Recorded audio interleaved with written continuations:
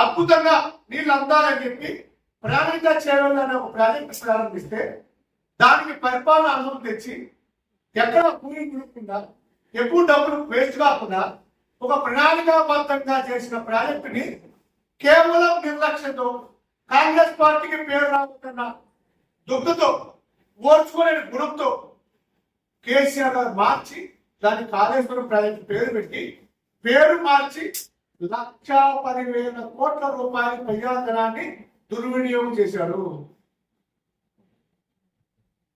1 రూపాయి కాదు, 2 రూపాయలు కాదు, 2,000 కోట్లు కాదు, 3,000 కోట్లు. ఎన్ని రూపాయలు? ఇది ప్రజాధనం. తెలంగాణ ప్రజలు కష్టంతో పన్నుల రూపంలో కట్టిన డబ్బులు. అప్పుడు లక్షల కోట్ల రూపాయలు అప్పు తెచ్చాడు అడ్డగోలు వడ్డీలకి.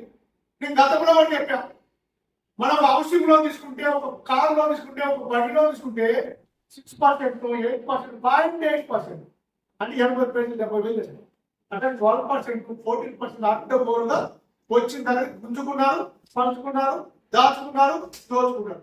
ఎవడి పాలైందో తెలంగాణ అనేది పాట ఉంది కదా, ఎవడి పాలైంది? ఈ తెలంగాణ రాష్ట్రం సోనియమ్మ దయతో, సోనియమ్మ తెలంగాణ ప్రజల మీద ఒకదాన్ని దుర్వినియోగం చేసి తెలంగాణ ప్రజల కష్టాన్ని దోచుకుందని అది చాలా స్పష్టంగా 2016 ఆగస్టులో ప్రారంభిస్తే 2019 జూన్ కల్లా 10 అంటే 34 నెలల కాలంలో, కేవలం 34 నెలల కాలంలో 1,10,000 కోట్ల రూపాయలు బొందు పెట్టాడు. నేను కట్టేది ఒక ప్రాజెక్టు, నేను రాష్ట్ర ముఖ్యమంత్రిని. ఈ ప్రాజెక్టు భవిష్యత్ తరాలకు ఉపయోగపడాలి.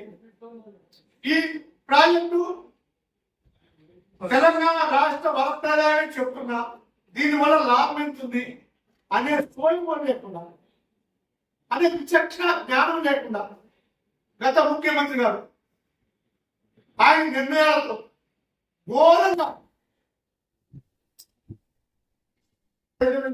సర్వనాశనం చేసి తోచుకున్నాడు. 34 నెలల్లో కట్టిన కాళేశ్వరం ప్రాజెక్టు 36 నెలల్లో కూలిపోయింది. సిగ్గు లేకుండా కేటీఆర్ అదే కాంగ్రెస్ వాళ్ళు బాబు కట్టించుంటాడు అంటే కొట్టేవాళ్ళు లేక గుర్తు లేకుండా ఏది పడితే అది మాట్లాడమంటే ఇదే. ఒక ఇల్లు కట్టుకుంటే చిన్న గోడ క్రాక్ వస్తే, చిన్న పిల్లలకి క్రాక్ వస్తే మనం గదగద వణికిపోతే ఆ కుటుంబం. అలాంటి లక్షల కుటుంబాల తెలంగాణ ప్రజలు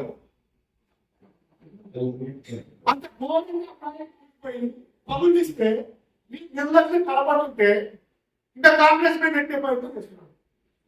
బీసీ ఘోష్ గారికి చేతులు ఎత్తి దండం పెట్టుకున్నారు. ఆయనకి ఇచ్చిన అవకాశం ప్రకారం 16 నెలల్లో కూలంకుషంగా విచారణ చేసి తన నిజాయితీ ద్వారా తప్పు ఒప్పుల్ని తెలంగాణ ప్రజల కళ్ళ కట్టినట్టుగా ఈ రోజు వారి నివేదిక ద్వారా సమర్పించారు.